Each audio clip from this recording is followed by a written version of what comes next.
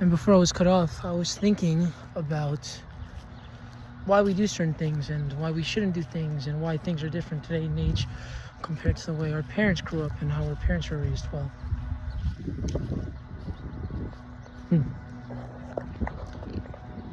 simply put, it's because we don't have anything to live for at this point, right? And that's the raising difficulty with advanced technology, right?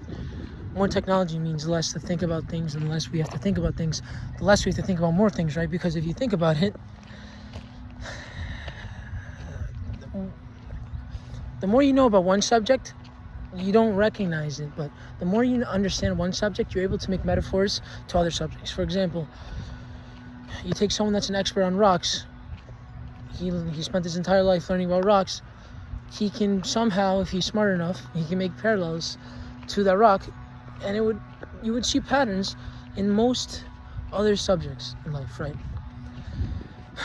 That's besides the point. Obviously, it's a lack of understanding that leads us to where we are today, but also it's a lack of taste. And unlike most things, maybe a few people can, but you can't teach taste. You can't teach class. You can't teach these things. These things come naturally.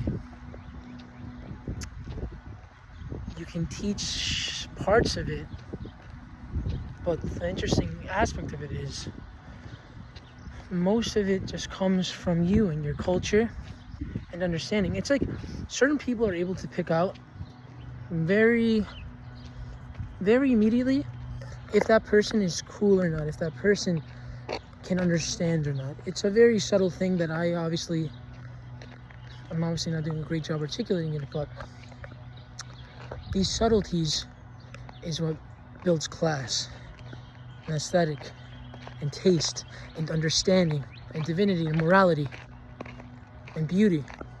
The things that our ancestors all grew up learning, whether we want to go back 200 years or if we want to go back 2,000 years or we want to go back 5,000 years.